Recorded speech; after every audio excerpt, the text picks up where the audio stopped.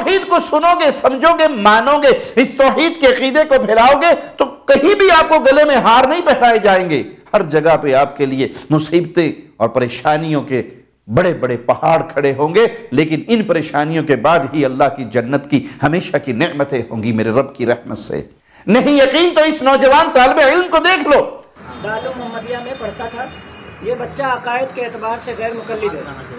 فقیر عبدالقدوس، مولانا عبدالقدوس ہے، فقیر نہیں مولانا عبدالقدوس، مدرس سنی دارالعلوم محمدیہ نے تقریباً 6 مہینہ قبل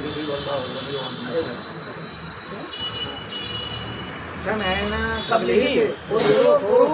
فقہ حنفیہ پر ہر زاویہ سے سمجھانے کی ضرورت محسوس کی، لیکن ہر اعتبار سے دیکھا کہ یہ بچہ غیر مقلد ہے، غیر مقلد عقیدے کا ہے، اس وجہ سے اس کا مدرسے سے اخراج کیا جا رہا ہے۔ لہٰذا یہ بچہ کسی بھی مدرسے میں داخلے کے لیے جائے تو داخلہ نہ لیں، یہ عقائد کے اعتبار سے پکا غیر مقلد ہے۔ اور ایک بات اور، یہ صرف یہ نہیں کہ غیر مقلد ہے، یہ فتنہ پرور بھی ہے، لڑکوں میں سوال کے بیج ڈالتا ہے غیر مقلدیوں کی طرف سے، اور خاص کر احناف پہ بہت گندے گندے کمنٹ کرتا ہے، اولیاء کرام کے بارے میں، درگاہوں کے بارے میں یہ کھلے عام بولتا ہے درگاہوں کو توڑ دینا چاہیے، اولیاء کرام جو مر گئے وہ اپنے کپڑے نہیں اتار سکتے، کپڑے نہیں بدل سکتے تو مدد کیا کر سکتے ہیں، اس طرح کا سوال و اعتراض کرتا ہے، اور لڑکوں کو بھی سکھاتا ہے کہ ایسا تم سیکھو۔ یہ ایجنٹ ہے غیر مقلد، خاص کر اس کا استاد ہے توصیف الرحمان وہابی، اس سے یہ سیکھتا ہے، اسی سے سیکھ کر یہ سوال پھیلاتا ہے۔ یہ مدارس اسلامیہ میں گند پھیلانے کے لیے آیا ہے، لہذا تمام مدارس کے علماء کرام سے اپیل ہے کہ اس کو پہچانیں، اور کہیں بھی اگر خاص کر سنی ادارے میں جائے تو اس کا داخلہ نہ لیں۔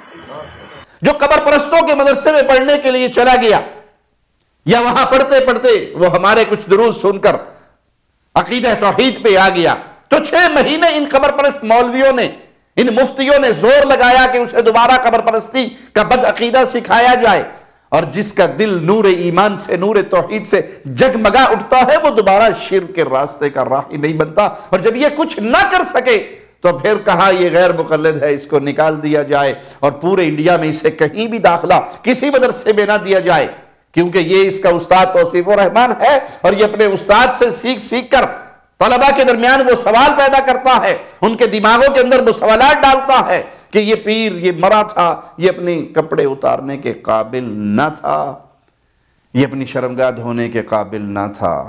یہ کچھ کرنے کے قابل نہ تھا، یہ 4 کندھوں کا محتاج ہو کے اس قبر میں آیا تھا، تو تمہاری اولادوں کی حفاظت کیسے کر سکتا ہے؟ اس مٹی کے نیچے دفن ہونے کے بعد تمہیں رزق کیسے دے سکتا ہے؟ یہ ہر عقل مند کے سوال ہے، یہ ہر اہل توحید کے سوال ہے۔ تم نکال دو اپنے مدارس سے،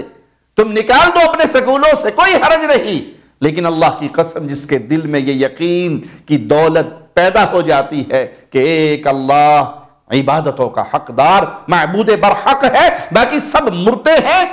باقی سب اس مٹی میں دفن ہو چکے ہیں، باقی سب کا اس دنیا سے رشتہ ٹوٹ چکا ہے، اگر وہ اولیاء اللہ ہیں، نیک ہیں، تو ان کی قبریں جنتوں کے باغ ہیں، اگر وہ بد ہیں تو ان کا معاملہ بھی ان کے اللہ کے ساتھ ہے، ان کے اختیار میں کچھ نہیں ہے،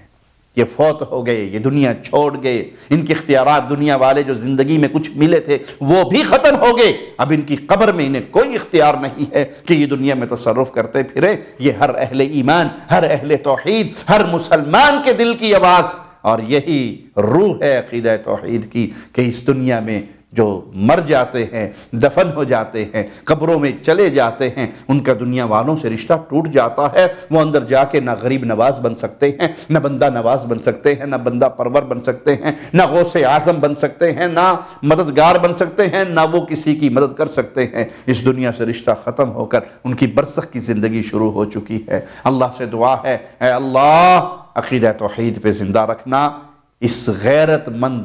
دین پہ زندہ رکھنا، اور اسی توحید کے پیغام کو دیتے دیتے ہماری زبان سے لا الہ الا اللہ کا آواز نکلے، اور ہماری روح اس جسم کو چھوڑ کر تیری رضامندیوں اور تیری جنتوں کی طرف پرواز کر جائے۔ اقول قولی ھذا واستغفر اللہ لی ولکم ولسائر المسلمین۔